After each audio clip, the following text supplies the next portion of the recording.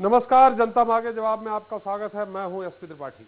दोस्तों, देश में पंचायती राज व्यवस्था लागू हुए 65 साल से ज्यादा हो गए हैं। सूबे में त्रिस्तरीय पंचायत व्यवस्था भी 22 साल की है, लेकिन अभी भी बापू का वो सपना पूरा नहीं हो पा रहा है जिसे उन्होंने आजादी से पहले देखा था। मध्य प्रदेश में महिलाओं को सत्ता में 50% की भागीदारी दी गई है, लेकिन हकीकत में आज भी वो चूल्हे चौके से बाहर नहीं निकल पाई। जब प्रतिनिधि हैं तो नाम की। आरक्षण के चलते भले ही महिलाएं कुर्सी पर विराज जाएं, मगर सत्ता की चाबी उनके पतियों के पास ही होती है। देश के पीएम भी इसे बखूबी वाकिफ हैं और वो इसको खत्म करने की वकालत पहले ही कर चुके हैं। अब सरकार ने इन सरपंच पतियों पर लगाम के लिए एक फरमान जारी किया है। हालांकि ये बड़ा सवाल है कि क्या वाकई पति कल्चर पर लगाम लग पाएगी और क्या राजनीति में महिला सशक्तिकरण की दिशा में मील का पत्थर साबित होगा यह फरमान। जनता मांगे जवाब में आज पतियों पर पाबंदी पर चर्चा, लेकिन पहले 10 बड़ी खबर।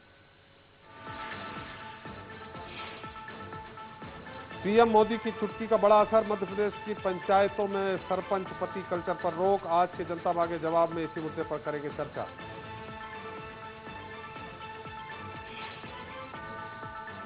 नेपाल त्रासदी में मध्य प्रदेश के भी 32 लोग लापता। पशुपतिनाथ के दर्शन गए शहडोल के 17 लोग और भोपाल के 15 लोगों का परिजनों से नहीं हुआ संपर्क। ग्वालियर के एक कारोबारी परिवार ने भी मांगी मदद। भूकंप में मारे गए लोगों की आत्मा की शांति के लिए महाकाल मंदिर में हवन पूजन, पुरोहितों ने किया क्षिप्रा का अभिषेक। घायलों की सलामती के लिए भी की गई प्रार्थना। जरूरत के मुताबिक योजनाओं का चयन और प्रस्ताव भेज सकेंगे राज्य। नीति आयोग की बैठक में फैसला। 28 मई को भोपाल में कार्य योजना के मसौदे पर होगा मंथन। सीएम रमन सिंह ने लोक सुराज अभियान के तहत आज जांजगीर चांपा और रायगढ़ का किया दौरा। करोड़ों के विकास कामों में दी गई मंजूरी। राम मंदिर पर राज्यपाल बलराम टंडन ने भी छेड़ी बहस। कहा श्री राम दर्शन करने में हुई पीड़ा, सुरक्षा घेरे में कैद रामलला पर जल्द हो विवाद खत्म। कांग्रेस सांसद दिग्विजय सिंह पर अनर्गल आरोप लगाने पर कांग्रेस करेगी मानहानि का केस। नंद कुमार चौहान और नरोत्तम मिश्रा को नोटिस देने की तैयारी। आज हादसों का दिन रहा सोमवार। मध्य प्रदेश छत्तीसगढ़ में 23 लोगों की मौत। सिवनी में बारात लेकर जा रही बस की डंपर से टक्कर। छतरपुर में जीप हुई हादसे का शिकार।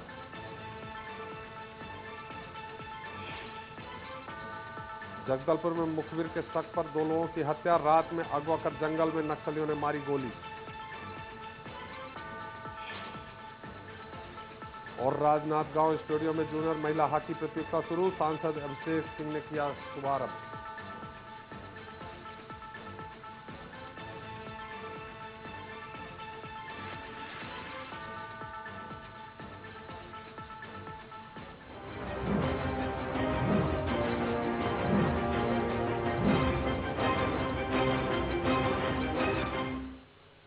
जिस एसपी सिस्टम का जिक्र पीएम मोदी ने पंचायत राज दिवस पर दिल्ली में किया था, वो सिस्टम एक दिन में पैदा नहीं हुआ, या यूं कहें सरपंच पति सिस्टम आईना है।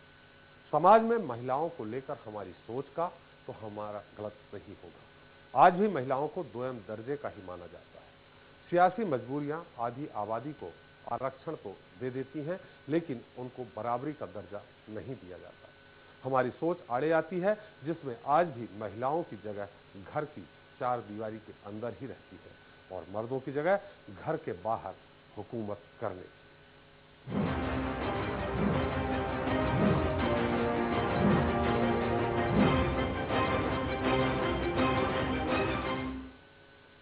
सरकार ने सरपंच और जिला पंचायतों में महिला प्रतिनिधियों के पतियों के दखल पर लगाम के लिए फरमान जारी किया है।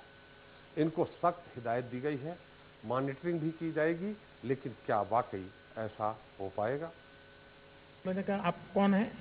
तो उसने कहा मैं सो एंड सो एसपी हूं। मैंने कहा एसपी है और पॉलिटिकल मीटिंग में कैसे आ गए? क्योंकि मैं एसपी है ना, सुपरिटेंडेंट ऑफ पुलिस, ऐसा ही मेरे दिमाग में था। क्योंकि एसपी है पुलिस वाला हो गया, कैसे मीटिंग में आ गए? तो मैं कहा एसपी नहीं, बोले मैं सरकारी नहीं। तो मैंने कहा क्या है? बोले मैं सरपंच पति हूं। अब कानून ने तो एम्पावर कर दिया, लेकिन जो ये एसपी कारोबार चला रहे हैं भाई। हाँ, कानून ने महिलाओं को अधिकार दिया है तो उनको मौका भी देना चाहिए, और इसलिए ये एसपी वाला जो कल्चर है ना वो बंद होना चाहिए। पंचायत राज दिवस के मौके पर दिल्ली में पीएम मोदी ने एसपी सिस्टम यानी सरपंच पति संस्कृति पर कटाक्ष किया था और इस सिस्टम पर लगाम लगाने की वकालत की थी। मोदी मुस्कुराए थे, हॉल में ठहाके भी लगे थे, लेकिन इन ठहाकों के बीच पंचायत राज की सबसे बड़ी खामी को उजागर कर गए थे। मुल्क में 65 साल से ज्यादा के पंचायत राज में भले ही महिलाओं को आरक्षण दे दिया हो, लेकिन जनप्रतिनिधि बनने के बाद भी महिलाएं चूल्हे चौके से बाहर नहीं आ पा रही हैं।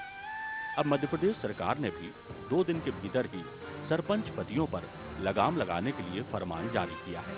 पंचायत और ग्रामीण विकास विभाग की ओर से जारी आदेश में कहा गया है कि पंचायतों और जिला परिषदों में महिला प्रतिनिधियों के पतियों या परिजनों का गैर जरूरी दखल नाकाबिले बर्दाश्त है। फरमान के मुताबिक कोई भी सरपंच पति या परिजन पंचायत की बैठकों में शामिल नहीं होगा। इसके लिए बाकायदा मीटिंग की वीडियोग्राफी भी की जाएगी। प्रधानमंत्री की मंशा के अनुरूप हम पहले तो वीडियोग्राफी करवाएंगे और जब उसमें प्रमाणित हो जाएगा तमाम तथ्यों के आधार पे कि इनके पतिदेव जो हैं या परिवार जन के पुरुषजन जो हैं वो सरपंची कर रहे हैं या जनपद अध्यक्षी कर रहे हैं या जिला पंचायत अध्यक्षी कर रहे हैं, तो तत्काल प्रभाव से उन्हें हम पद से पृथक कर देंगे, नए चुनाव करवाएंगे। इसमें किसी प्रकार का कोई विकल्प उनके सामने नहीं रहेगा, उन्हें पद छोड़ना ही होगा। सरपंच पतियों पर लगाम की पहल को बीजेपी ने समर्थन दिया है। पार्टी के मुताबिक इससे सिस्टम में और पारदर्शिता आएगी। कांग्रेस पार्टी का यह मानना है कि हमारे उस दिवंगत नेता की आत्मा को शांति नहीं मिल सकती है, क्योंकि जिन उद्देश्यों को लेकर उन्होंने संविधान में परिवर्तन किया था वह आमूलचूल परिवर्तन इन महिलाओं के निर्वाचित प्रतिनिधियों पतियों की बैठकों के बाद वो धूमिल हो रहा था। तो सरकार से हमारी यही आग्रह होगी कि सरकार न केवल इसे आदेश के रूप में पारित करे, बल्कि इस निर्णय को पूर्ण रूप में क्रियान्वित भी करे। मध्य प्रदेश सरकार ने लेटर निकालकर और भी अच्छा किया, ताकि और भी सख्ती से इस पे पालन होगा। सामान्यतः मध्य प्रदेश में स्नातक सख्ती होती है, 1-2 घटनाएं अलग बात है, परंतु इसका बड़ा लाभ होगा जो परिपत्र निकाला है। और उसके बाद जो छोटी मोटी घटनाएं हो जाती है कि उन सरपंच की जगह उनका पति आके बैठ जाता है, तो वो बंद। सरकार ने भले ही फरमान जारी कर दिए हों, लेकिन हालात महिलाओं के लिए बहुत मुफीद नहीं है। इसकी एक वानगी शाहजहांपुर के हन्नू खेड़ी में सामने आई है, जहां आरटीओ में पदस्थ पति नरेंद्र सिंह ने सरपंच निर्वाचित पत्नी लक्ष्मीबाई की जगह शपथ ले ली और इस शपथ को भी पंचायत सचिव ने दिलाया।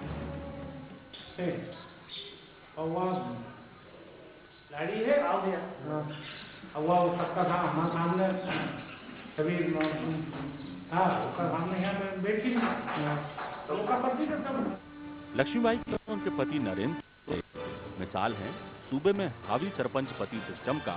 ये न सिर्फ पंचायत की मीटिंगों में शामिल होते रहे हैं, बल्कि चेकबुक साइन भी खुद कर लेते हैं। हालांकि सिर्फ पंचायतों में ही क्यों, कई नगर परिषदों, नगर पालिकाओं, यहाँ तक कि विधायकों के मामले में भी महिलाएं प्रतिनिधि होने के बावजूद भी हाशिए पर ही रहती हैं।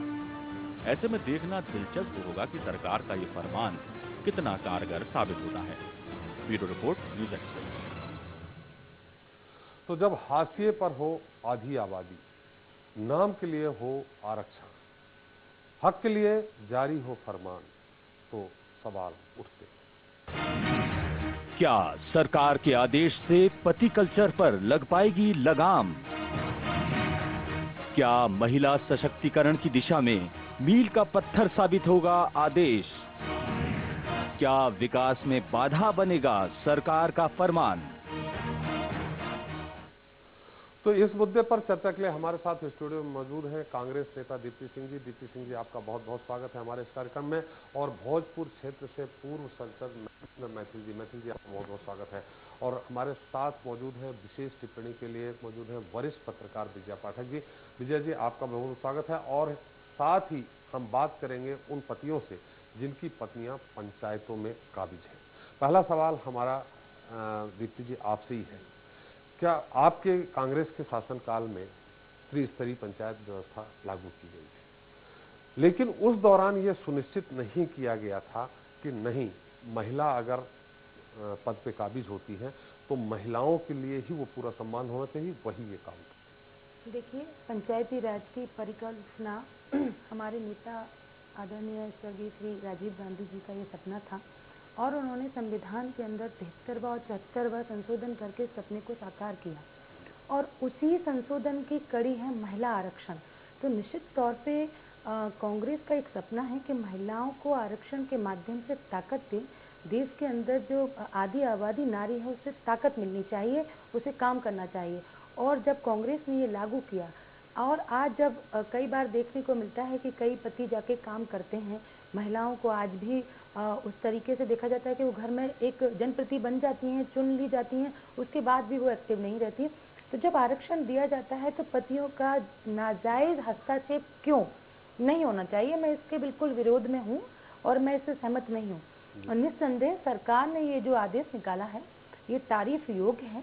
और पर मैं इतना जरूर कहना चाहती हूँ कि सरकार को जो आदेश है इस पे काम करना चाहिए, ये कागजों में ना रह जाए, क्योंकि भारतीय जनता पार्टी की नीति जो है करनी और कथनी सिर्फ कागज तक सीमित रहती है, उसको अमल में लाना होगा। जी बिल्कुल दीप्ति जी, आपने सही कहा। भारतीय जनता पार्टी की सरकार में कम से कम ये फरमान तो जारी हुआ।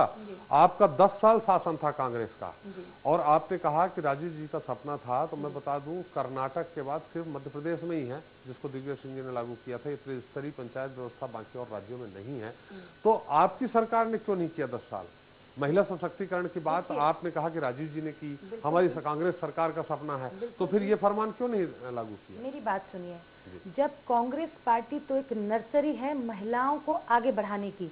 आप मीरा कुमार को देखिए, प्रतिभा पाटिल जी को देखिए, इंदिरा जी को देखिए और सोनिया गांधी जी को देखिए, देश के अंदर महिला नेतृत्व को कैसे वो संभाल रही हैं और कर रही हैं और महिलाओं को आगे बढ़ाया। और आज देखा जाए तो संसद के अंदर भी 50% महिलाएं हमको बैठी दिखती हैं। पर भारतीय जनता पार्टी के अंदर एक सुषमा स्वराज जी को छोड़ के अभी एक आध दो और महिलाओं को मौका दिया है, पर कांग्रेस पार्टी तो नर्सरी है। और रही बात और जगह जहां नहीं हुआ वहां भी इस चीज को लागू किया गया है और कर रहे हैं। तो कांग्रेस के ऊपर ये आरोप तो लगा ही नहीं सकते कि महिलाओं को आगे नहीं बढ़ाया, जबकि कांग्रेस के नेताओं ने सपना देखा इस चीज को और वो बढ़ा रहे हैं। हमारा सवाल ये है कि वो आदेश जो आज भारतीय जनता पार्टी की सरकार, हालांकि इनने भी 10 साल की देरी की, आपके समय क्यों नहीं निकाला? देखिए जो आज गोपाल भार्गव जी कह रहे हैं। देखिए, भारतीय जनता पार्टी की करनी और कथनी में बहुत फर्क है। कांग्रेस ने जो भी काम किए हैं उनको अमल में लाया है, सड़कों पर उतर के किए हैं। और भारतीय जनता पार्टी ने जो भी कामों के आदेश किए हैं वो कागजों तक और फाइलों तक सीमित रहे हैं। इसलिए बहुत आसान होता है बयान देना, आदेश जारी करना बहुत आसान होता है, पर उसको सड़कों पर लाना और उतर के काम करने में वक्त लगता है। और कांग्रेस पार्टी ने इस बात का परिणाम भी कई जगह दिया है महिलाओं के हक में। बिल्कुल सही कहा आपने दीप्ति जी कि आपके शासनकाल में महिलाओं को पर्याप्त तवज्जो दी गई थी। और आपको ये भी याद होगा कि जमुना देवी जी सबसे पुरानी लीडर थी, 1952 में वो सांसद हो गई थी, उसके बाद भी उनको मुख्यमंत्री नहीं बनाया, दिग्विजय सिंह जी बन गए। हमारे साथ विजया पाठक जी हैं। विजया जी, ये जो फरमान आज सरकार ने जारी किया है, उस फरमान को लेकर आप क्या सोचती हैं? क्या वाकई में महिलाओं को हक मिल पाएगा? ये 94-95 में ये व्यवस्था लागू हुई थी और महिलाओं को 50% आरक्षण मिला था पंचायतों में। उस समय महिलाएं ये स्थिति थी, घूंघट में बाहर आती थी। धीरे धीरे ये स्थिति बदलती रही। गांव की संस्कृति और शहर की संस्कृति में अंतर है। गांव में कोई तो भी सहयोगी लगता है, इसलिए पति को भी साथ ले जाया जा सकता है, कोई उससे बुराई नहीं। परंतु जो आज व्यवस्था लागू हुई है वो उसी समय जब महिलाएं चुनी गई, व्यवस्था लागू करने की पहल हुई है, पर उसी समय अगर ये जब पंचायतों के चुनाव हो रहे थे उसी के बाद अगर ये एक आदेश निकाला जाता कि आप महिलाएं ही वहाँ पे आप वहाँ जाएंगी और महिलाएं निर्णय करेगी, तो व्यवस्थाएं आज सुचारू ढंग से चलती। जब बच्चा नर्सरी में प्रवेश करता है तो ये कहा जाता है कि माता पिता बाहर रहेंगे, तो माता पिता अंदर नहीं जाते, बच्चा अपने पैरों पे चलने लग जाता है, वहाँ जाकर पढ़ने लग जाता है। ये व्यवस्थाएं आप लोग इतना ढील क्यों देती है सरकारें? इसीलिए ये व्यवस्था जो आज ये उत्पन्न हो गया है, ये व्यवस्था जो आज स्थिति उत्पन्न हो गई, इसी कारण हुई है। ये सिर्फ ये आज भी ये जो इन्होंने जो जारी किया है, मुझे नहीं लगता है कि ये पूर्ण रूप से इससे कुछ बहुत बड़ा तब्दीली आएंगी, क्योंकि पढ़ी लिखी महिलाएं जो भी है आज जनपद में, ये सब अपने आप धीरे धीरे चलने लग गई हैं। वो महिलाओं की मुश्किल वहाँ पे है जो महिलाएं आरक्षण के दौरान ऐसी कई जगह ऐसी व्यवस्था है, एक ही परिवार है, वो मजदूर परिवार है, वो जात के हिसाब से उसी को खड़ा करना पड़ रहा है। अब उसकी पत्नी जाएगी कैसे? ये धीरे धीरे व्यवस्थाएं खुद ब खुद बदल रही थी। बस इसमें ब्रेक लगाने की यहाँ जरूरत है। जो सचिव स्तर के लोग होते हैं वो यहाँ पे बहुत ही बुरी स्थिति पैदा कर रहे हैं। आज जो व्यवस्था ज्यादा खराब कर रहे हैं वो सचिव स्तर के लोग खराब कर रहे हैं। बिल्कुल विजय जी, आपने कहा कि एक ही महिला, जातिगत आधार पर अगर वहीं एक ही परिवार है तो उनको ही टिकट दिया और वो वहाँ महिला आरक्षित है तो महिला बन गई। लेकिन उन जगहों पे तो व्यवस्था दुरुस्त की जा सकती है जहाँ कई ऐसे परिवार हो, उनमें भी ये ढूंढा जा सकता है कि पढ़ी लिखी महिलाएं हैं। तो ये जागरूकता वाली बात है, समाज में जागरूकता होनी चाहिए, पहली बात है। दूसरी बात, क्या ये जहां कहते हैं कि ये मर्द प्रधान जो व्यवस्था है उसमें क्या महिलाएं अपने पतियों से लोहा ले सकेंगी कि नहीं आपको नहीं जाना है? किस किस जगह पे वो मॉनिटरिंग करवाएंगे? अगर सरपंच में कहीं पे मीटिंग हो रही है, सरपंच का मामला है, दूर दराज गांव है, तो क्या सरकार इस फैसले पर अमल करवा पाएगी, वहां मॉनिटरिंग करवा पाएगी? असल में ये है, ये बात जो दिखाई दे रही है वो वास्तव में ऐसी नहीं। पिछले वर्ष पंचायतों में कुछ महिलाएं ऐसी थी जो बिल्कुल पढ़ी लिखी नहीं थी, अशोकनगर की, मुगावली के पास की महिलाएं, और उनको पुरस्कार मिला। उन्होंने इतना ज्यादा अच्छा काम किया उन महिलाओं ने कि उसकी कोई मिसाल ही नहीं है। सरोजिनी नायडू जो किताब छापते सरोजिनी नायडू पुरस्कार वाले, उसमें उन 3 महिलाओं का जिक्र मैंने खुद दिया था, उसके ऊपर आलेख छपा था। तो ये बात नहीं कि पढ़ी लिखी महिलाओं को टिकट दिया जाए, क्यों न जो पढ़ी लिखी नहीं है महिलाएं उनको टिकट क्यों नहीं दिया जाए। और जानते हो आप, जो सरपंच थी जो पढ़ी लिखी नहीं थी, 5 साल बाद उनके बच्चों को देखिए वो स्कूल जाने लग गए, और वो महिलाएं भी खुद में अपने आप में सुधार उनमें होने लग गया है। चलिए विजय जी, हमारे साथ कांग्रेस भारतीय जनता पार्टी के नेता सुखप्रीत कौर जी। सुखप्रीत जी, आपका बहुत बहुत स्वागत है हमारे इस खास कार्यक्रम में। सुखप्रीत जी, जो आज जैसे आपके पीएम मोदी जी ने कहा था कि एसपी सिस्टम खत्म होना चाहिए, उन्होंने पहले ही वकालत एसपी सिस्टम यानी उन्होंने बखान किया उसका कि एसपी सिस्टम उन्होंने ये समझा कि सुपरिंटेंडेंट ऑफ पुलिस, लेकिन जब उसके गहराई तक गए तो पता चला कि सरपंच पति सिस्टम मोदी जी ने कहा खत्म होना चाहिए। चटमगनी पट ब्याह की तरफ से आज गोपाल भार्गव जी यानी विभाग के मंत्री ने एक आदेश फरमान जारी कर दिया जिसमें उन्होंने कहा कि अब कोई भी सरपंच पति या उसके भाई बहन जो भी पंचायत में जो भी महिलाएं बैठी हैं उनकी जगह वो नहीं पहुंच पाएंगे, उस जहां मीटिंग चल रही हो उसके अंदर नहीं जा पाएंगे, जो विकास के कार्यों को लेकर समीक्षा बैठक हो रही होगी वहां नहीं जा पाएंगे। ऐसा आज एक फरमान जारी किया। क्या आपको लगता है इतना विशाल जो सिस्टम है, जितनी पंचायतें हैं, करीब 23 से 24 हजार पंचायतें हैं, क्या मॉनिटरिंग कर पाएंगे? जैसा अभी दीप्ति जी ने आरोप लगाया कि भारतीय जनता पार्टी के कथनी और करनी में बहुत अंतर होता है। वो आदेश जारी कर देते हैं, बयान दे देते हैं, लेकिन अमल नहीं होता है। क्या आपको लगता है कि सरकार अमल कर पाएगी? देखिए, पहले तो मैं ये कहूँगी कि बहन दीप्ति जी ने जो कहा वो तो अब ये विपक्ष में बैठे हैं वो तो इनको कहना ही है, लेकिन जो मध्य प्रदेश की जनता है और जो भारत की जनता है वो ये देख रही है कि कथनी और करनी में बिल्कुल भी अंतर नहीं है। जो कहते हैं वो करके दिखाते हैं।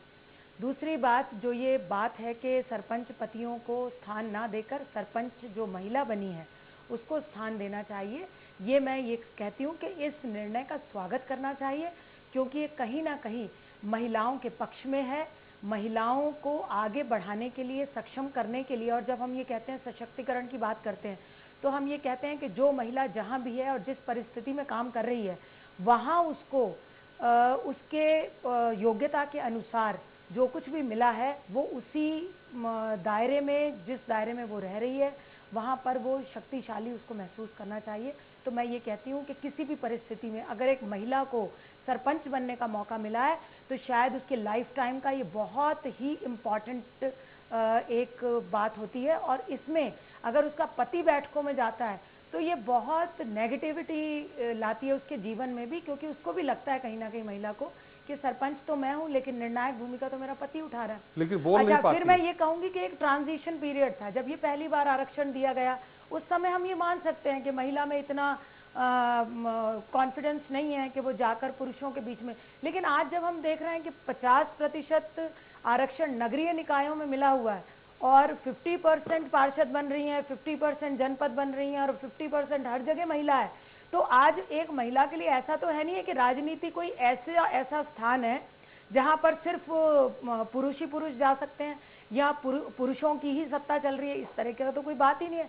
जब हर जगह आरक्षण महिलाओं के लिए और महिलाएं चुन चुन के जाई जा रही हैं, तो उसमें एक सरपंच जो हमारा, हम ये कहते हैं कि पंचायती राज हमारा एक बेसिक सिस्टम है जो कि हमारा गांव गांव तक जन जन तक पहुंचा हुआ है, उसमें अगर जो सरपंच महिला है वो खुद जब जाना शुरू करेगी तो एक नेतृत्व वहां पर पनपेगा और एक वाकई जब महिला पहली बार, अगर मान लीजिए कि कोई भी महिला है तो पहली बार जब वो जाएगी और लोगों के समक्ष खड़ी होकर कुछ बिल्कुल बोलेगी, सारी चीजें गुरप्रीत जी, सुप्रीत जी, हम सारी चीजें मैं मान रहे हैं कि महिला जाएगी पहुंचेगी, लेकिन यहाँ एक बड़ा सवाल ये है, आदेश आपने फरमान तो जारी कर दिया है, अब इससे विकास कार्यों में बाधा आएगी, वो कैसे मैं आपको बता दूं, जब वो महिला पढ़ी ही नहीं है, वो दस्तखत नहीं कर सकती, जैसे अभी विजया जी ने सवाल उठाया कि आरक्षण के चलते जैसे मान लीजिए कहीं किसी गांव में आदिवासी महिला सरपंच घोषित हो गया, उस पूरे गांव में एक ही आदिवासी परिवार है, उसकी पत्नी चुनाव लड़ेगी, वो जीतेगी, निर्विरोध भी जीत सकती है, तो अब ऐसी स्थिति में जो पढ़ी नहीं है तो उसको क्या समझ में आएगा जब तक कोई पुरुष उसके साथ या दूसरी पढ़ी लिखी महिला नहीं पहुंचेगी। तो देखिए मैं यहाँ पे यही कहूंगी,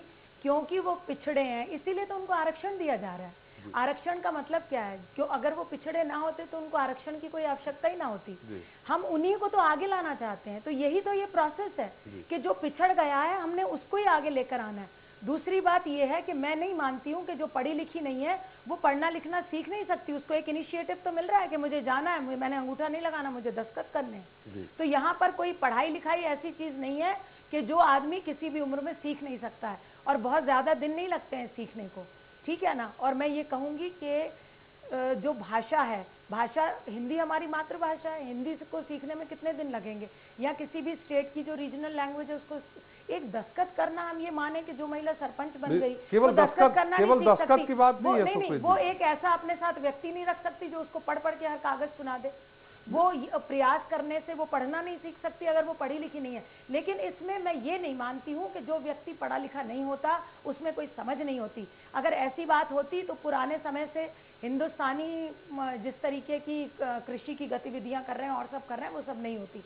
देखिए मैं ये मानती हूँ कि पढ़ा लिखा नहीं होना, आप उस लैंग्वेज को पढ़ नहीं सकते और लिख नहीं सकते, बस इतनी बात है, उसके लिए एक व्यक्ति रखा जा सकता है।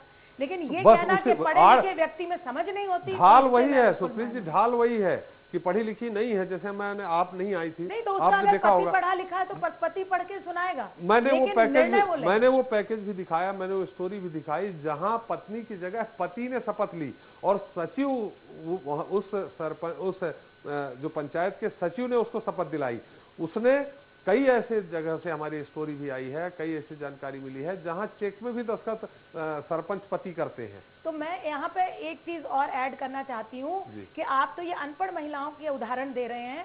आज मैं यहाँ पे नाम लेकर नहीं कहना चाहती हूँ, लेकिन भोपाल के आसपास की कुछ नगर पालिकाएं ऐसी रही हैं जहाँ पे पत्नी नगर पालिका अध्यक्ष बन गई है, जो कि पढ़ी लिखी पत्नी थी, उसके बाद भी पतियों ने अपना राज चलाया। देखिए जब तक कानून नहीं बनेगा तो जो भी हमारे आसपास होता है उसमें बदलाव नहीं आएगा। बदलाव लाने के लिए, ट्रांजिशन लाने के लिए, पूरी तरीके से सिस्टम को बदलने के लिए कानून बनना और कठोर कदम उठाने बहुत ही आवश्यक होते हैं। और ये मैं मानती हूँ कि मध्य प्रदेश सरकार के मंत्रियों ने जिस तरीके का ये एक, मैं कहूँगी ट्रांजिशन लाने की हम आपको थोड़ा सा रोकेंगे यहाँ पे। हाँ। हमारे साथ जुड़ गए हैं एक रामनिवास मीणा जी, जो जनपद पंचायत अध्यक्ष के पति है, उनकी पत्नी जनपद पंचायत की अध्यक्ष हैं। अब मीणा जी, आपका बहुत बहुत स्वागत है हमारे इस कार्यक्रम में। क्या परेशानी होती है आपकी पत्नी को काम करने में, विकास के कार्यों में या दूसरे काम करने में, जो आपको हस्तक्षेप करना पड़ता है बार बार? जी सर, एक तो पहली बात तो वो ज्यादा पढ़ी लिखी नहीं है जी। कहीं भी मीटिंग में जाती है, यदि वो अकेली जाए, मान के चलो, तो अनपढ़ क्या कि ग्रामीण क्षेत्र में जो महिलाएं हैं वो पढ़ लिख तो है नहीं पाती सर, ज्यादातर वो अधिकतर क्या कि अनपढ़ ही समझ लो आप, तो कम से कम पढ़ पाती हैं। और मान के चलो अपन मीटिंग करना है, कहीं मीटिंग में जाना है, जिले स्तर पर मीटिंग में जाना है, तो वो क्या बोल पाएंगे सर?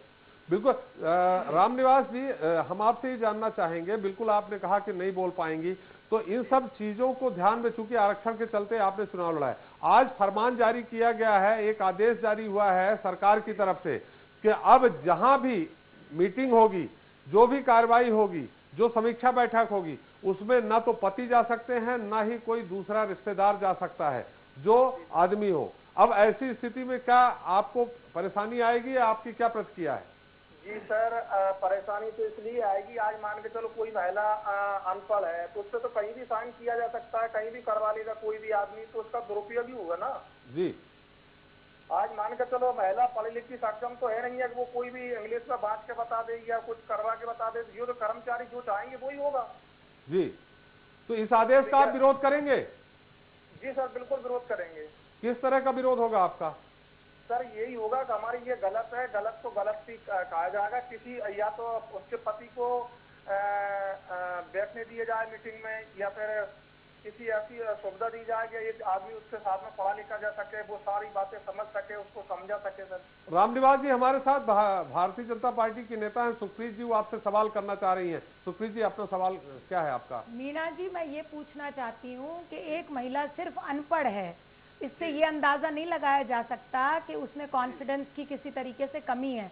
अगर फिजिकली चैलेंज्ड लोग पढ़ना लिखना सीख सकते हैं और ग्रेजुएशन और पोस्ट ग्रेजुएशन कर सकते हैं, तो हमारी महिलाएं जो नहीं पढ़ी किसी परिस्थिति के कारण, क्या उनको 6 महीने में हिंदी पढ़नी लिखनी नहीं सिखाई जा सकती? और जहां तक अंग्रेजी का विषय है, वो कह सकती हैं कि मुझे अपनी मातृभाषा में हमें पत्र लिख कर दो, तो ये वहाँ पे कोई नहीं रोक रहा है कि वहाँ पे उनको अंग्रेजी में पत्र मिलेंगे और मातृभाषा में नहीं मिलेंगे। जो भी भाषा है, क्या आप, अगर आप पॉजिटिव सोच रखते तो आप ये कहते कि बिल्कुल मैं इस बात का स्वागत करता हूँ जो माननीय प्रधानमंत्री मोदी जी ने कही है, और हम ये कहते हैं कि मेरी पत्नी को पूरी तरीके से सशक्त करने के लिए मैं उसको पढ़ना लिखना भी सिखाऊंगा। जी जी, तब तो बात होती है कहीं ना कहीं आप पॉजिटिव सोच रखते हैं। उत्तर देने दीजिए।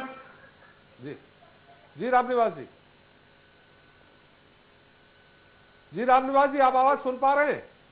जी सुन पा रहा हूँ सर मैं। जी जी, सुप्रीत जी ने आपसे सवाल किया है, आप इसका उत्तर देना चाहेंगे? मैं इनका उत्तर दे रहा हूँ सर, कि पढ़ना लिखना क्या जो 6 महीने में तो नहीं सीख पाती, हालांकि 2, 4, 5 साल में जब तक सीखेंगी, जब तक वो जनप्रतिनिधि नहीं होंगी तब तक वो सीख पाएंगी। और ये तो मेरी भावना ये है कि कोई एक आदमी, यदि पति नहीं जा सकता तो कोई एक आदमी पढ़ा लिखा उसके साथ जा सकता है। तो महिला भी कोई पढ़ा लिखा भेज सकते हैं आप?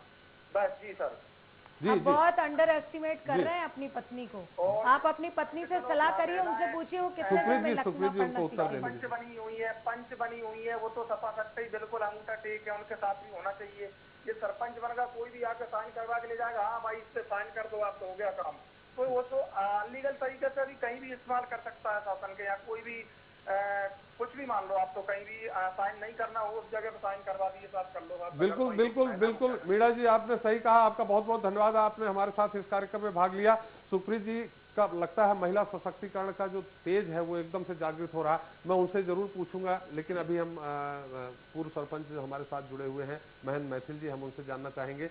महेंद्र जी, आप सरपंच रहे हैं, किस तरह की परेशानियां आती हैं अगर पढ़ी लिखी नहीं हो, झिझक हो किसी महिला पे, शर्माती हो, आप सरपंच भी रहे, तो किस तरह की परेशानी आती है? नहीं, आदरणीय दीदी ने जो कहा है कौर जी ने, मैं उस बात से सहमत हूँ। करत अभ्यास कर जड़ में तो हो सुजान। कोई भी सरपंच यदि पति बनता है या पत्नी बनती है तो पहले से जानकारी किसी चीज की होती नहीं है, क्योंकि 6 महीने में धीरे धीरे करके जानकारी आ जाती है। तो मैं ये चाहता हूँ कि पत्नी, मतलब जैसे पत्नी यदि बनती है, महिला बनती है सरपंच, तो उसको भी 6 महीने में टोटल पूरा ज्ञान आ जाएगा, और ज्ञान के साथ फिर मीटिंग अटेंड करती हैं, तो मीटिंग में फिर ये सब चीजें सीओ साहब जो समझाते हैं, कलेक्टर साहब या जनपद सीओ, जिला सीओ जो भी हैं, तो उसके आधार पर काम होता है, कोई दिक्कत नहीं आती। वैसे तो मेरा मानना है कि धीरे धीरे कर कोई दिक्कत नहीं आती, और यदि आप घर में बिठाना चाहें तो फिर आपको प्रॉब्लम ही प्रॉब्लम, पूरे 5 साल आपका विकास नहीं होगा, पति काम करेंगे और मनमानी करेंगे, ये रहेगा। जी बिल्कुल बिल्कुल। एक बात और ऐड करना चाहती हूँ, क्या है कि ये सिस्टम इस तरीके का है कि जो पति को सरपंच की टिकट नहीं मिल पाती, वो कहीं ना कहीं ये लड़ाई लड़ता है कि उसकी जगह उसकी पत्नी को टिकट मिले, और कहीं जो सत्ता पाने का एक लोभ है वो उसके अंदर होता है, और वो अपनी पत्नी को चुनाव तो लड़वा देता है, लेकिन बाद में वो कहता है कि नेता तो मैं हूँ और चुनाव तो मुझे लड़ना था, मुझे तो आरक्षण की मजबूरी में तुम्हें लड़वाना पड़ा। बहुत बिरले उदाहरण है इस तरह के, 50% उदाहरण इसमें हो वो सकते हैं अपनी लेकिन 50% सुखबीर जी ऐसे भी हैं जिनको वाकई में पढ़ना लिखना नहीं आता है। हम आपसे फिर जानेंगे, यही जानेंगे हम आपसे कि वो मीणा जी का आपने अंदर का दर्द नहीं समझा। अगर उनसे दस्तखत किसी जगह हो जाते हैं, अगर वहां का सचिव या वहां का जो सीईओ है, जो अधिकारी है, अगर उनसे कहीं भी जगह दस्तखत ले लेता है तो भ्रष्टाचार का अगर बड़ा मामला होता है तो उसमें जो अध्यक्ष के दस्तखत होते हैं वो फंसता है। ये एक उनका भी डर था। लेकिन हम आपके पास फिर आएंगे और हम दीप्ति जी से जानेंगे कि जो सुखबीर जी ने जो उत्तर दिया है, जो कहा है, जो तर्क रखे हैं, उस पर वो कितना इत्तेफाक रखती हैं और विजय जी कितना इत्तेफाक रखती हैं। लेकिन यहाँ रुकेंगे एक छोटे से ब्रेक के लिए। ब्रेक के बाद भी चर्चा जारी रहेगी। आप कहीं मत जाइएगा, हम जल्द हाजिर हैं।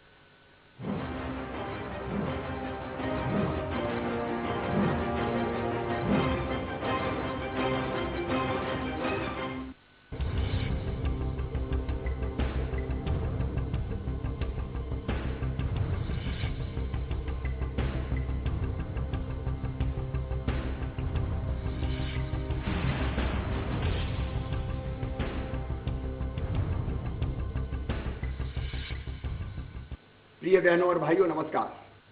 हमारे बच्चे स्वस्थ रहें और प्राण घातक बीमारियों से बचें, ये विशेष टीकाकरण अभियान इंद्रधनुष प्रारंभ किया है 7 अप्रैल से 14 अप्रैल तक, और उसके बाद प्रत्येक माह की 7 तारीख से लेकर 14 तारीख तक 4 माह तक मध्य प्रदेश सरकार टीकाकरण का विशेष अभियान चला रही है।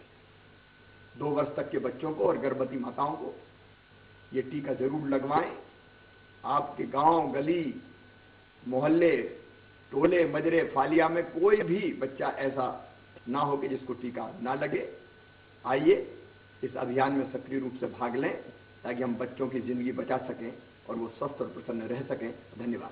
सीएक लाई है 5 प्रोजेक्ट में शुभ अवसर स्वामित्व के साथ लाभ ही लाभ। सीएक औद्योगिक क्षेत्र, धार्मिक पर्यटन, सीएक agro, energy capital of India, सीएक सैटेलाइट सिटी भोपाल।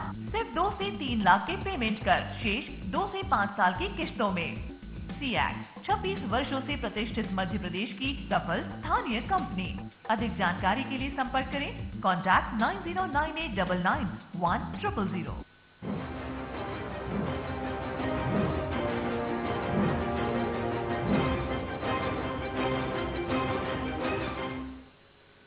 ब्रेक के बाद आपका एक बार फिर स्वागत है। आज चर्चा हो रही है पतियों की पाबंदी पर। हम ब्रेक में जाने से पहले हमने सवाल किया था, हमने जानना चाहा था सुखबीर जी से, विजय जी से, दीप्ति जी से कि ऐसे में दीप्ति जी ऐसा भी तो हो सकता है कि जो पत्नी पढ़ी लिखी नहीं, जैसा अभी आपने रामनिवास मीणा जी की बात को सुनी, उनका हमने जो समझ का दर्द समझा कि वो विरोध इसलिए करेंगे कि उनकी पत्नी अनपढ़ है। सुखबीर जी का कहना है कि 6 महीने पढ़ाया जा सकता है। इन 6 महीने में विकास के कार्यों में क्या समीक्षा बैठक होती है, उस पर अगर उनको दस्तखत करना है, उनके साथ कोई पढ़ा लिखा व्यक्ति नहीं है और दस्तखत कर देती हैं, तो अगर उसमें भ्रष्टाचार का मामला कहीं मामला हो जाता है, गलत कागज में दस्तखत हो जाते हैं, तो उसमें जो सजा होनी है वो तो पत्नी को ही होनी है। देखिए, मैंने पहले भी कहा था कि निस्संदेह सरकार का ये निर्णय तारीफ योग्य है और मैंने ये भी कहा था कि ये कागजों तक सिमट के ना रहे, सड़कों पर उतरना चाहिए और ये निर्णय का पालन होना चाहिए। मेरी बहन ने जो कहा कि कांग्रेस की नीति है आरोप लगाना, तो मैं बताना चाहती हूँ कि कांग्रेस ऑल टाइम विरोध नहीं करती। आज तारीफ योग्य था तो बात बोली हमने कि अच्छा निर्णय है, और मैं इस बात से भी सहमत हूँ मेरी बहन की कि वाकई अगर महिला को ये तय कर दिया जाए और अगर वो सोच ले और उसके अंदर से उसकी अंतरात्मा जागे और पति जो है वो ये सोच ले कि मेरी बीवी को मुझे तैयार करना है, जंग में लड़ाई लड़नी है उसको जाके, तो निश्चित तौर पे 6 महीने के अंदर उसको सिखाया जा सकता है। 6 महीने में आपको लगता है 100% लिटरेसी हो जाती है मध्य प्रदेश में? इतना तो आ ही जाता है कि आप साइन कर सकते हो, आप बैठकों में जाके समझ सकते हो, और अगर ऐसी कुछ प्रॉब्लम आती है तो कोई एजुकेटेड महिला जा सकती है उसके साथ। देखिए, कार्य करना और जाके देखना, प्रैक्टिकल जब इंसान जब देखता है तो अपने आप उसमें समझ आती है कि कैसे किया जाता है, कैसे बात की जाती है। और आजकल की महिलाएं बहुत समझदार हैं, एजुकेशन बहुत बड़ी मुद्दा नहीं है, क्योंकि घर भी चलाती हैं, बहुत सारी जिम्मेदारियां होती हैं, समझ सकती हैं। पर सबसे बड़ी बात अगर आप ये कहते हो कि भ्रष्टाचार तो मध्य प्रदेश में भ्रष्टाचार का मतलब नहीं, आज भी हो रहा है। कहाँ विकास हो रहा है? कई जो कर्मचारी हैं उनके हाथों में बहुत सारी फंडिंग जा रही है, तो ये इससे इसको ना जोड़ा जाए। एक भ्रष्टाचार बात अलग होनी चाहिए।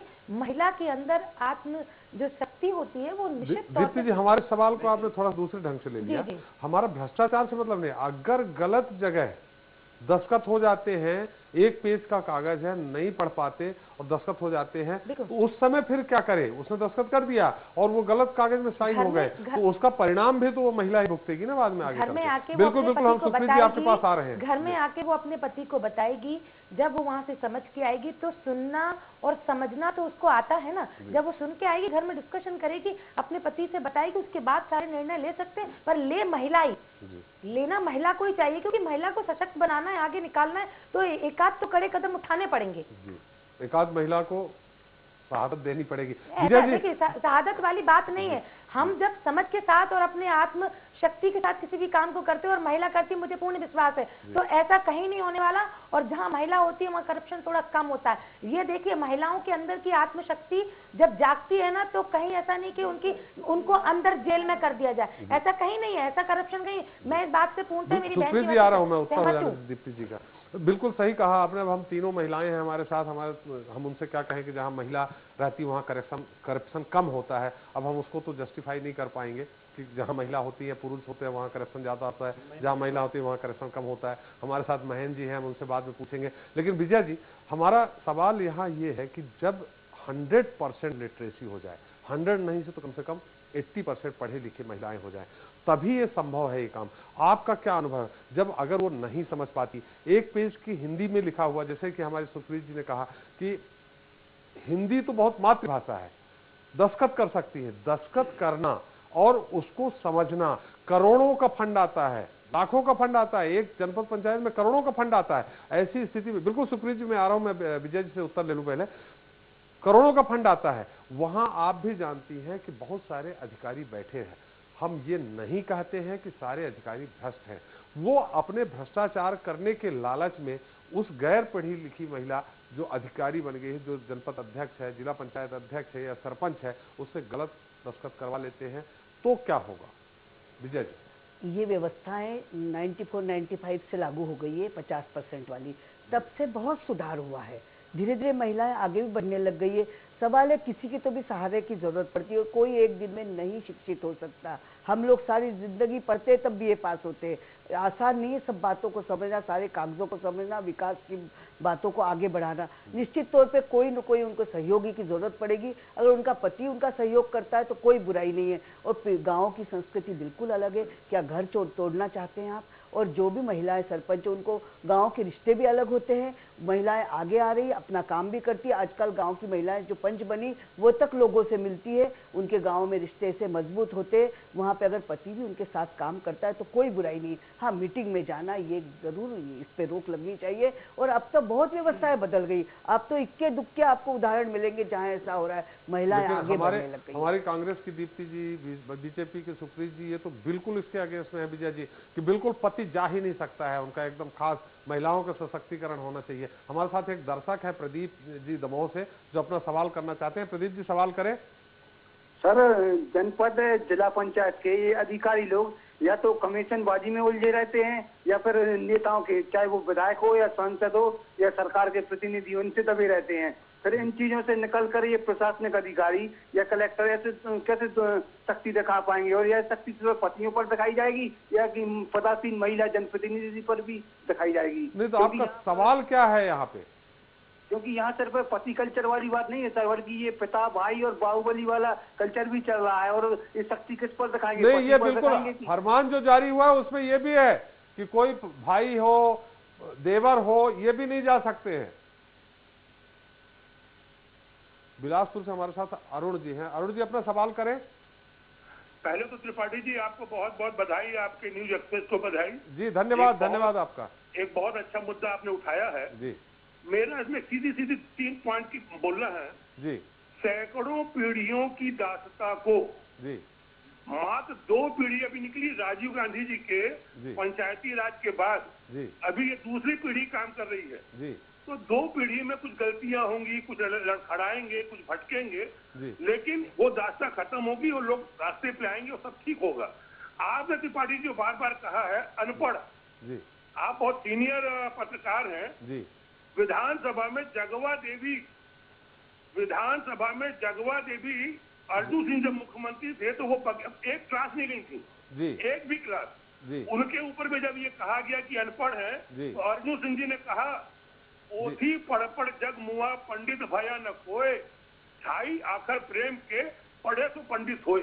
मैं दो उदाहरण दे रहा हूँ त्रिपाठी जी आपको। एक तो उदाहरण दे रहा हूँ इंदिरा गांधी जी का। जिस समय इंदिरा गांधी जी को सामने लाया गया था, कामराज से लेके मोरारजी देसाई ने कहा था कि ये गूंगी गुड़िया है, इसको हम जिस रास्ते चलाएंगे चल लेंगे। लेकिन वही गूंगी गुड़िया ने क्या क्या नहीं करके दिखाया, न केवल कांग्रेस में, पूरे भारत में, विश्व स्तर पे। दूसरा उदाहरण आपके बगल में बैठी हुई है विजय पाठक जी। ये विजय पाठक 40 साल पहले जी रविंद्र कॉलेज में जब आई थी पढ़ने के लिए, गांव से आई थी, बड़ी सीधी सादी भोली भाली। अब बहुत अब बम हो गई है, बिल्कुल फटाका आज आपके चैनल फोड़ सकती है कहीं भी। हाँ जी, आज आपके चैनल में 3 महिलाओं में विजय पाठक शामिल है जी। और कितने अच्छे से बातें कह रही हैं।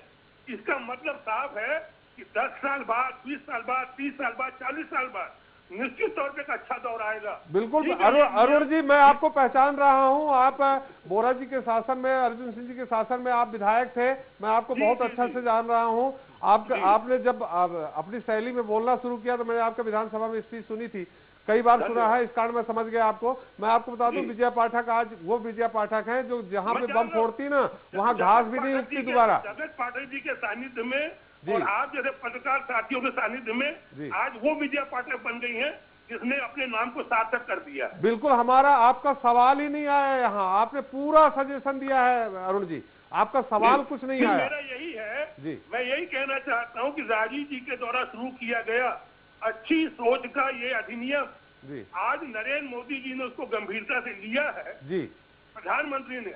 और अगर गोपाल भार्गव ने, मंत्री मध्य प्रदेश ने उसको आदेश करके लागू किया है तो हमें आशा रखना चाहिए। इसमें कांग्रेस बीजेपी की बात नहीं है, इसमें महिलाओं को आगे बढ़ने की बात है। राजीव गांधी भी यही चाहते थे, अगर नरेंद्र मोदी भी यही चाहते हैं तो बहुत अच्छी बात है। और मध्य प्रदेश की सरकार ने अगर इसको चालू किया गोपाल भार्गव ने, ये स्वागत योग्य है। इसमें तो दूसरा सवाल उठते ही नहीं है। बिल्कुल अरुण जी, निश्चित तौर पे आप इस बार चुनाव लड़े थे क्या कांग्रेस से? नहीं, मेरी आवाज सुन के आप समझ लीजिए, मुझ जैसे को कांग्रेस पार्टी टिकट नहीं देती है, इसीलिए कांग्रेस का ये हाल हो रहा है। बिल्कुल बिल्कुल अरुण जी, हम उम्मीद करते हैं कि अगली बार अगर कांग्रेस पार्टी टिकट देगी तो आप हमारी आदरणीय भाभी जी को उस जगह पे लड़ाइएगा, अपनी जगह पे। आपका बहुत बहुत धन्यवाद अरुण जी। जी आपका बहुत बहुत धन्यवाद, आपने हमारे साथ इस चर्चा में भाग लिया। जी सुप्रीत जी, आप कह रहे थे एक सवाल उठा था, विजय जी ने भी उठाया, आपके दीप्ति जी ने भी कहा, एक यहाँ जो वाकई में एक पार्टी लाइन से हटके हम बात कर रहे हैं, एक बहुत बड़ा सवाल यहाँ है। जैसा आप बोल रहे हैं कि 6 महीने में पढ़ाया जा सकता है, अरुण जी ने भी कहा, विजय जी उदाहरण है, ये पढ़ी लिखी आई। जब जगत भाई पत्रकारिता करते थे तो विजय जी भी चूल्हा चौकी करती थी, बाहर प्रदर्शन वगैरह में जाती थी, लेकिन पत्रकारिता नहीं करती थी। जगत भाई के जाने के बाद उन्होंने पत्रकारिता शुरू की, जैसा कि अरुण जी बोल रहे थे कि अब वो बम है विजय जी, जहां वो बम फेंकती हैं अपना, वहां घास भी नहीं उगती है। ये बात अलग है, बहुत सारे हर औरत विजय पाठक नहीं बन सकती है, हर औरत दीप्ति सिंह नहीं बन सकती है, हर औरत सुप्रीत जैसे पढ़ी लिखी नहीं हो सकती। लेकिन यहाँ एक बड़ा सवाल ये है कि जब वो उस कागज पे साइन कर देगी जिसपे लाखों की योजनाएं सैंक्शन होने वाली हो या कोई नीतिगत निर्णय लिया जाने वाला हो, तो उस दौरान जो भी उसका प्रतिफल होगा, अच्छा हो बुरा हो, उस महिला को ही भोगना पड़ेगा। देखिए, मैं यहाँ फिर कहूंगी कि एक सबॉर्डिनेट, एक सहायक, एक असिस्टेंट ये रखा जा सकता है, पहली बात। दूसरी बात मैं ये कहूंगी कि जहाँ चाह वहाँ रहा। जब एक निर्णय लिया जाता है कि सिस्टम को अच्छे होने के लिए सुधारना ही है, तो वो सिस्टम को जब हम निर्णय ले लेते हैं तो हम उस पर काम करना शुरू करते हैं और हमारे पॉजिटिव रिजल्ट्स आते हैं। इसमें एक बात और सामने आती है कि क्या वो सारे सरपंच जो पुरुष हैं, क्या वो सब पढ़े लिखे हैं? क्या उनमें 100% लिटरेसी है? अगर आप आदिवासी क्षेत्र में जाते हैं तो आप ये देखते हैं, अगर महिलाएं नहीं पढ़ी लिखी तो पुरुष भी नहीं पढ़े लिखे। वो भी कोई पीएचडी पास नहीं है कि गांव के पुरुष सारे पीएचडी हैं और महिलाएं सारी अंगूठा टेक है। यहाँ पे तो हमने एक इस तरीके का एक सोच बना ली है कि महिला गांव की मतलब अनपढ़, और जो पुरुष हैं वो सारे बहुत ज़्यादा पढ़े लिखे हैं। ऐसी स्थिति नहीं है। मैं ये कहूँगी कि जब हम बदलाव लाना चाहते हैं जब हम किसी को पिछड़ेपन से उठाना चाहते हैं, हम आगे लाना चाहते हैं, तो यथासंभव जितने प्रयास कर सकते हैं उतने सब करने चाहिए। और महिलाओं की गांव में बड़ी दयनीय स्थिति है। जब हम ये कहते हैं महिलाओं पे अत्याचार होते हैं, महिलाओं को उनका अधिकार नहीं दिया जाता, तो ये जो सिस्टम है, जब सिस्टम में रहकर एक महिला सरपंच बनती है, ये भी अधिकारों की बात है कि उसका देखिए कितनी अच्छी सोच है कि उसका कोई भी रिश्तेदार, क्योंकि मेल शॉविनिस्ट सोसाइटी में उसका हर रिश्तेदार, उसका चाहे भाई हो चाहे पति हो, वो उसको डोमिनेट करने की एक सिस्टम बना हुआ है कि वो उसको डोमिनेट करेगा। आप डोमिनेट होती हैं क्या? सुप्रीत जी, आप डोमिनेट होती हैं क्या? मैं अपने विषय को नहीं कहूंगी, यहाँ पे मैं सारी महिलाओं की ओर से बोल रही हूँ। ऐसा भी आप कैसे कह सकती हैं नहीं, सुनिए, हर महिला डोमिनेट होती है? नहीं, यहाँ पर मैं ये कहूंगी कि जो भारतीय समाज है वो मेल शॉविनिस्ट सोसाइटी है, ये किसी से छुपा नहीं है। और इस मेल शॉविनिस्ट सोसाइटी, जहाँ पुरुष प्रधान समाज बोलते हैं जिसको, उसमें कहीं ना कहीं महिला को उसकी किसी ना किसी कमी के कारण उसको हर जगह उसको कि तुम्हें ज़्यादा एक्सपोजर नहीं है, तुम्हें बाहर की दुनिया का ज्ञान नहीं है, तुम्हें मालूम नहीं है, तुम्हें ये नहीं मालूम कि वहाँ पे किस विजिलेंस कमेटी या सतर्कता समिति की बैठक में वहाँ बड़े बड़े नेता आ रहे हैं, तुम क्या बोलोगी। तो उसका जो आत्मविश्वास है उसको डगमगाया जाता है पहले ही। होना क्या चाहिए? होना ये चाहिए जब कोई भी परिवार का पुरुष उसके साथ नहीं जाएगा और उसका सहायक जा रहा है, तो उसका पुरुष कोई, उसके पति कोई ये बताना चाहिए कि देखो वहाँ पे ऐसा ऐसा हो सकता है, तो तुम घबराना मत, वहाँ पर हमने इस विषय में ये काम किया है, इस विषय में ये काम किया और तुमको सब कुछ मालूम है, तुमने जा के निरीक्षण किया है काम का, तो तुम वहाँ पर जो भी काम किया उसके बारे में बिल्कुल सही सपाट बता सकती हैं। आप अपना उत्तर दे सकती हैं सुप्रीत जी, लेकिन उन कागजों में जहाँ दस्तखत का, हमारा सवाल ये है आपसे बार-बार, दस्तखत जहाँ करना होगा, अगर गैर पढ़ी लिखी होंगी, नहीं समझ पा रही होंगी, तब क्या करेंगी? तो जिस तरीके से गैर पढ़े लिखे और जो पुरुष नहीं पढ़े लिखे वो जैसे सहायक रखते हैं, महिला भी ऐसे ही सहायक रखेगी, लेकिन जो सहायक होगा वो उसका असिस्टेंट होगा, वो उसका पति नहीं होगा जो घर में उस पर अधिकार जताता है, वो उसका कोई रिश्तेदार नहीं होगा जो उस पर अधिकार जता सकता है, वो एक असिस्टेंट रख सकती है। तो मैं ये मानती हूँ कि चाहे महिला पंच हो, चाहे सरपंच हो, चाहे वो विधायक हो, चाहे एमपी हो, चाहे देश की प्रधानमंत्री हो, पति के कहने पर वो नहीं चल सकती। जहाँ पर वो एक IAS IPS ऑफिसर भी है, वहाँ पर भी उसके पास असिस्टेंट होते हैं उसको बताने के लिए। IPS ऑफिसर पढ़ा लिखा होता है? देखिए, पढ़े लिखे और अनपढ़ की बात नहीं है, यहाँ पे अधिकारों की बात हो रही है। और अधिकारों के लिए मैं ये नहीं मानती हूँ कि कल को मैं किसी ऐसी जगह पर पहुँचूँ, अगर मान लीजिए किसी महिला को कोई डिपार्टमेंट का मंत्री बनाया जाता है, ज़रूरी नहीं है उस डिपार्टमेंट की उसको पूरी नॉलेज होगी, लेकिन वहाँ पर उसके साथ सहायक होते हैं, असिस्टेंट होते हैं जो उसको हेल्प करते हैं, लेकिन डिसीजन मेकिंग उस महिला के हाथ में होती है।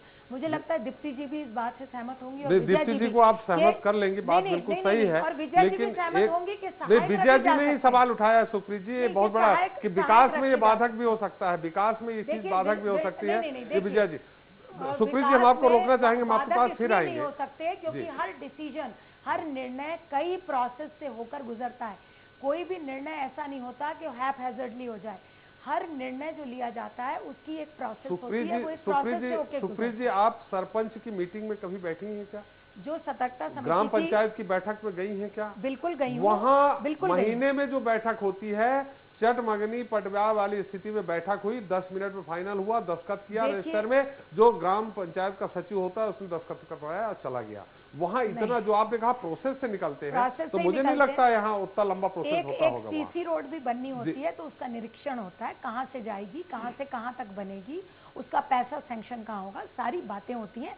सिग्नेचर करने के पहले बहुत सारा प्रोसेस होता है जिसके थ्रू हम निकलते हैं। फिर एक गांव की जो कमेटी रहती है। फिर आएंगे, थोड़ा दीप्ति जी अपना कुछ कहना चाह रहे हैं। दीप्ति जी से पहले हम थोड़ा अपने महेंद्र मैथिल जी से ये जरूर पूछ लेते हैं। महेंद्र जी, अभी 3 महिलाओं के बीच में आप अकेले हैं, हम भी आपका समर्थन नहीं कर सकते हैं। अभी कहा, दीप्ति जी ने कहा था कि जहां महिलाएं पद में रहती हैं वहां भ्रष्टाचार नहीं होता है, यानी पुरुष ही भ्रष्टाचारी होता है। नहीं, ऐसा कुछ नहीं है, पुरुष भ्रष्टाचारी होते हैं ना, महिला भ्रष्टाचारी होती है, क्योंकि हमारे जब सीएम साहब भ्रष्टाचारी नहीं है तो हम भी कहीं ना कहीं भ्रष्टाचारी नहीं है। और कई योजनाएं ऐसी है। मुख्यमंत्री जी को क्यों जोड़ दिया? नहीं, इसलिए जोड़ दिए क्योंकि हमारे मतलब कहने का मतलब सीएम तो है, योजना तो वही लाते हैं, विकास तो वही करवाते हैं, सब कुछ तो वही करवाते हैं। ये तो वही वाली बात हुई कि हम चोर नहीं, मुख्यमंत्री भी चोर। नहीं, वो बात नहीं है।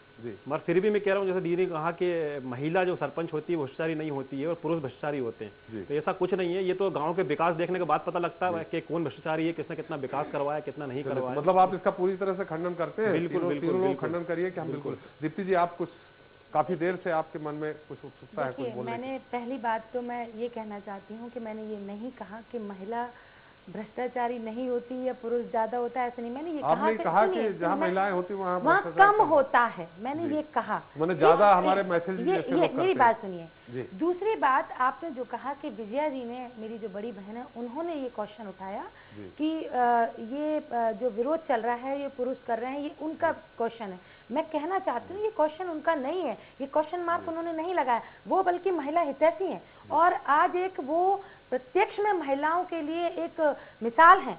हमारी मैंने खुद दीदी को अवार्ड दिया है और बहुत अच्छा अपने क्षेत्र में काम करने के उस पर।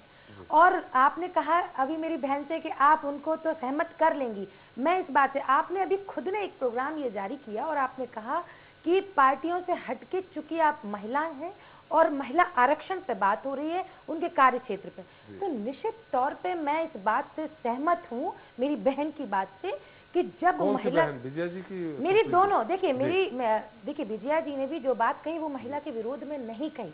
उन्होंने कहा कि उसको किसी का सपोर्ट लेना बहुत जरूरी है, और मेरी बहन ने जो कहा, सुप्रीत जी ने, मैं इस बात से भी सहमत हूँ कि उसके साथ एक सपोर्टर होना चाहिए, पति नहीं, क्योंकि पति का क्या रहता है, कमांड रहता है, और जो सपोर्टर दूसरा होगा वो उसका असिस्टेंट होगा, वो उसके ऊपर कमांड नहीं कर सकता। मैं तो दावे से कह सकता हूँ कि मेरा सबसे अच्छा सपोर्टर मेरी पत्नी है। तो अगर पत्नी ये बोल रही है कि मेरा सबसे अच्छा सपोर्टर पति है, तो क्या आप? बिल्कुल होते हैं, बिल्कुल होते हैं। जैसे मेरे हस्बैंड, आपने एक मेरी बहन से क्वेश्चन किया, क्या आप डोमिनेट होती हैं? ये पर्सनल बात नहीं है, पर अगर वो डोमिनेट होती तो वो काम नहीं कर पाती। वो आज काम कर रही है फील्ड में, मैं काम कर रही हूँ फील्ड में, मेरे जगत भाई साहब जो थे उन्होंने सपोर्ट किया होगा, तो आज विजय जी काम कर रही है। बिल्कुल पति बहुत अच्छे एक सपोर्टर हो सकते हैं, पर क्या है कि जिस जगह पे महिलाओं को कमजोर समझा जाता है वहां पे कई लोग, मैंने अभी सुना एक भाई साहब बोल रहे थे कि मेरी बीवी अनपढ़ है। बिल्कुल, अरे आप क्यों उसको इतना डोमिनेट कर रहे हैं? उससे बोलिए आप जाइए, आप काम करिए, हम आपको एक पीए देते हैं, वो आपको पूरी समझाई देगा, हमने इन क्षेत्रों में काम किया है।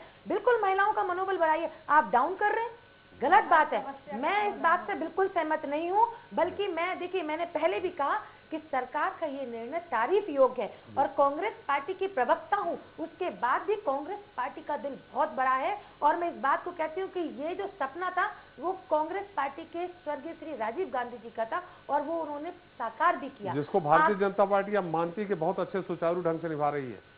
ये मानती है कि राजीव जी के सपने को भारतीय जनता पार्टी की सरकार बहुत अच्छे से साकार कर रही है, मानती है आप? देखिए, नरेंद्र मोदी जी या सरकार में मंत्री या मुख्यमंत्री जी अगर उस सपने को पूरा करना चाहते हैं तो तारीफ योग्य है। मैंने ये कहा नहीं, अब तो 11 साल हो गए। आपका क्या अनुभव है? जो राजीव जी का सपना है, गोपाल जी ने अभी जो विभाग ने, कल संडे था, कल ताबड़तोड़ रात में आदेश निकला है, आज जारी हुआ है, अगर वो ये आदेश जारी किए हैं तो ये आप मानती है कि राजीव जी के सपने को भारतीय जनता पार्टी अच्छे से पूरा कर रही? बिल्कुल, अगर ये निर्णय उन्होंने कर लिया और बिल्कुल कागजों तक नहीं सीमित रहा, इस पर लागू किया गया, जैसा कि मेरी बहन ने बिल्कुल सख्त बात बोली कि महिलाओं को सपोर्ट करना चाहिए, पतियों को बिल्कुल दखलंदाजी ना करें, उस तरीके से अगर चलते रहे तो बिल्कुल सपने को साकार करें। बिल्कुल दीप्ति जी, काश ये मनमोहन सिंह जी इस तरह करते और आपके यहाँ, देखिए मैं आपकी बात का जवाब दूं, देखिए आप क्या है, पार्टियों को जोड़ना चाहते हैं, आप राजनीतिक बात कर रहे हैं, प्रोग्राम आपका महिला आरक्षण और महिला की शक्ति की और कार्य क्षेत्र में कार्य करने की हो रही है, तो इसमें आप कांग्रेस बीजेपी ये मत लाइए। आपने कहा कि पार्टियों से हटके बात करिए, बिल्कुल हम महिला, नहीं, हमने उस समय हमने ये कहा कि आप बार बार ये बोल रही दीप्ति जी, आप बार बार ये बोल रही कि राजीव जी के सपने, राजीव जी के सपने, तो आप कैसे पहुंचे? आप यहाँ हम सब्जेक्ट ये रखे हैं कि पतियों पर पाबंदी, इसमें राजीव जी कहाँ से आ गए? आप कांग्रेस मत लाइए, यहाँ पे फिर राजीव जी कहाँ से आ गए? करिए ना आप। मुझे या तो ऐसा लगता है कि कांग्रेस के विरोध करने बैठे हैं और आप हम लोगों की मानसिकता ही नहीं समझ रहे। प्रोग्राम आपका महिलाओं को सशक्त बनाने का है, महिलाओं के आरक्षण की बात है, तो हमने कहा ना कि हमारे पति ने सपोर्ट किया, आज हम निकल रहे हैं, पर हमने ये भी कहा कि जो पति उनको डोमिनेट करते हैं और जो पति उनको अनपढ़ कह रहे हैं उनके कार्य क्षेत्र में, उनको बिल्कुल जाहिल गमार समझ रहे, उनको वहाँ सपोर्टर की आप पीए रख के दीजिए। हम उस बात की बात करें। दीप्ति जी, हम आपको रोकना चाहेंगे, हमारा समय समाप्त हो रहा है। दीप्ति जी हम आपको रोकना चाहेंगे, बिल्कुल ही बात सही है। हमारा प्रोग्राम है पतियों की पाबंदी पर, उसमें न राजीव जी आते हैं न कमल का फूल आता है। देखिए आपने शुरुआत की राजीव जी, आपको सराहना करनी, आप इस योजना को लागू किया, आपने कहा उन्होंने इसको आदेश, भाई जो सत्ता में रहेगा वो उस समय निर्णय लेगा, उस समय राजीव, इसमें मेरे को लग रहा है हम भटक रहे हैं। हमको उस मुद्दे पे बात नहीं करनी चाहिए, जो निर्णय हमारी कांग्रेस पार्टी ने लिया हम उसको बोलेंगे। दीप्ति जी सामने विजय जी कुछ कहा, विजय जी आप क्या कहना चाह रहे हैं? एक मिनट दीप्ति जी, हमारा समय समाप्त हो रहा है। चाहे पंच हो, चाहे सरपंच हो, चाहे विधायक हो, जब भी कोई चुनाव होता है तो पूरा परिवार मिलकर चुनाव जीतता है। आपको सिर्फ यह है कोई भी चीज लागू करना उसका कोई हल नहीं होता, उसके साथ साथ क्या उसके परिणाम निकलेंगे, उन परिणामों पर क्या पाबंदी कर सकते हो आप, क्या व्यवस्थाएं हो सकती, इस व्यवस्थाओं पे पहले विचार होना चाहिए, फिर उसका कोई भी आप तब जाके ये जारी करना चाहिए, फलीभूत होगा। क्योंकि मैं गांव से फरमान जारी करने से नहीं हो सकता अकेले, ये फरमान जारी करने से नहीं होगा, इसमें झगड़े होंगे और एक महिला भी नहीं जीत सकती, पुरुष भी नहीं जीत सकता सरपंच का, पूरा परिवार लड़ता है, पूरे गांव के लोग लड़ते हैं, वो तब जाके वो सरपंच बनती है। उस महिला की बहुत इज्जत होती है, चाहे पढ़ी हो चाहे न अनपढ़ हो, परंतु उसको साथ में कोई न कोई जरूरत हर व्यक्ति को होती है। कहाँ जाएगी? गांव का कल्चर नहीं है कि 25 किलोमीटर दूर वो मोटरसाइकिल में बैठकर जाना ही पड़ेगा, उसके पति के साथ जाए, दोस्त के साथ जाए, बिल्कुल सही कहा। और विजय जी जैसा आपने, कोई दुश्मन नहीं है, सवाल है कि आपने कोई भी फरमान जारी करने के पहले उसके आगे पीछे देखना पड़ेगा, आपको इसकी व्यवस्थाएं करनी पड़ेगी, तब ने तो व्यवस्था तब जाके ये कारगर हो पाएगा। 94 से लगाकर आज तक व्यवस्था ठीक होती जा रही है। बिल्कुल, दीप्ति जी ने जैसा कहा ना कि विजया जी को जगत भाई ने काफी आगे बढ़ाया होगा, मैं आपको उदाहरण बता दूं दीप्ति जी, विजया जी जगत भाई ने कभी भी, विजया जी जो संघर्ष करती थी, जिस पार्टी में थी, जब वो आंदोलन करने जाती थी, विजया जी नीचे पिट रही थी पुलिस से, और हम और जगत भाई इसके गवाह हैं, हम लोग रिपोर्टिंग कर रहे थे, वो अपना संघर्ष उन्होंने खुद किया है। जगत पाठक जी ने कितना सपोर्ट किया होगा। बिल्कुल बिल्कुल,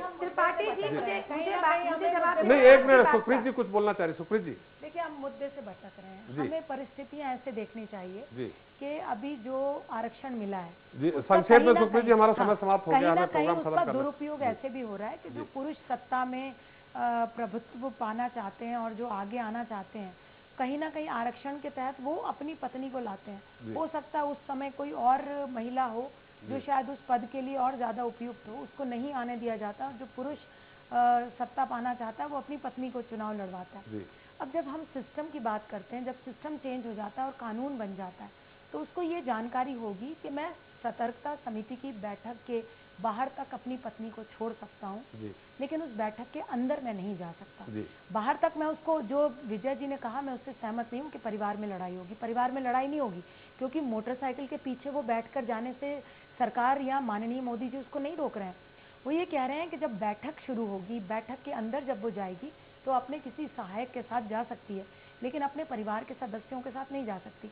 तो पति उसको वहां तक ले जा सकते हैं, छोड़ सकते हैं, और अगली बार के इलेक्शन तक लोगों की जहन में, उनकी समझ में एक बात आ सकती है कि अगर हमने अपनी पत्नी को चुनाव लड़ाना है तो उसको मानसिक रूप से और उसको सामाजिक रूप से इतना तैयार जरूर करना पड़ेगा।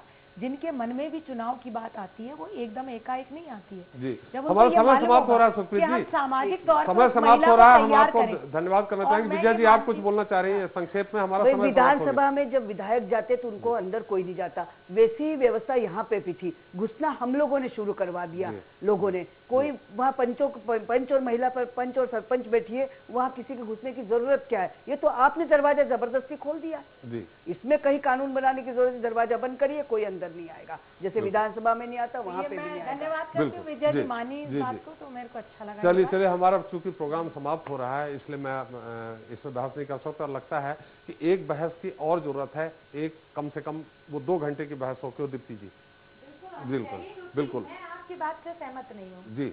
नहीं, हमारी कौन सी बात है, हम तो आपसे सवाल कर रहे हैं, हमने कोई अपना उत्तर। यहाँ पे ये कहूंगी कि हम सभी माननीय प्रधानमंत्री मोदी जी की बात से सहमत। आपने मैं इस बात से कहूंगी, जैसे हमारी बहन ने भी माननीय प्रधानमंत्री जी का नाम लिया, तो स्वाभाविक सी बात है, जब जिसकी सरकार होती है वो निर्णय लिए जाते हैं। तो मैं राजीव जी का नाम ले रही हूँ, तो उसमें आपको बुरा बिल्कुल नहीं। नहीं, हम बुरा देखे, हम न्यूट्रल हैं। देखिए हमारा सवाल, दीप्ति जी इसको आप दूसरी अन्यथा ना लीजिए, हमारा काम है सवाल करना। हमारा काम यह है कि काश इन 10 सालों में मनमोहन सिंह जी भी मोदी जी जैसे निर्णय ले लेते। राजीव जी का नाम क्यों लिया भाई? नहीं, राजीव जी का नाम आपने कहा, आपने कहा उन्होंने लिया था, ये सपना उन्होंने साकार किया। बिल्कुल साकार, ये उन्होंने निर्णय। देखिए दीप्ति जी, आप जब ये सब्जेक्ट ये था कि